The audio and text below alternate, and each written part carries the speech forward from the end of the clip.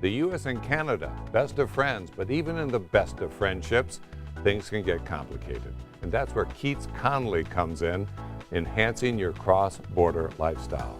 Marie Sardano is a cross-border planner at KeatsConnelly. And in a series of books that KeatsConnelly has published, this one called The Border Guide, now in its 10th edition, you talk about the swinging doors. How did it affect you?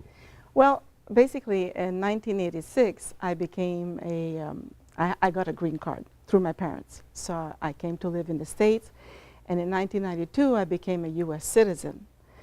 In 95, it allowed me to go back to Canada, and 18 years later, I was able to return to the U.S. and come to live to sunny Florida. So the swinging doors allow you, being a U.S. citizen and a Canadian citizen, having dual citizenship, you're able to go from one country to another. But what about snowbirds who don't become U.S. citizens? Well, kind of the same principle applies to these snowbirds, except that they remain as Canadian residents.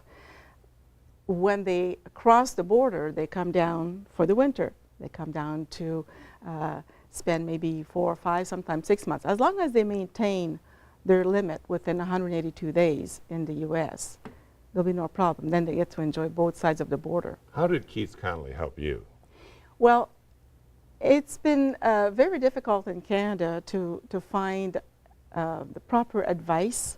You know, when I was seeking help on my behalf, because as an American citizen, you have to file tax returns in the U.S., and nobody was able to give me the right answer. So a few years ago, I got to read this book, The Border Guide, that was from KeatsConnelly, and through that, I was able to find my answers, basically. So I hired their services to help me sort out my situation. And a few years later, here I am. They offered me a position, and I came to work for KeatsConnelly. You are a chartered financial consultant and a cross-border planner. Correct. What happened when you move your furniture and your personal belongings across the border? Are you paying sales tax on those things? No, no, no. That was pretty easy. It's completely free entry. You know, you just have to complete this form 3299. It's a declaration of free entry of unaccompanied articles, because that comes along with the movers. And as long as you provide them with an inventory, you know, you have to provide them with an inventory of all your boxes, and provide them with a copy of your passport and your U.S. residency and proof of U.S. residency, if that's the case, if it's applicable. Then there's no problem. You just get your stuff down, and it's very easy, very simple. But from personal experience, you can say it helps to get good advice.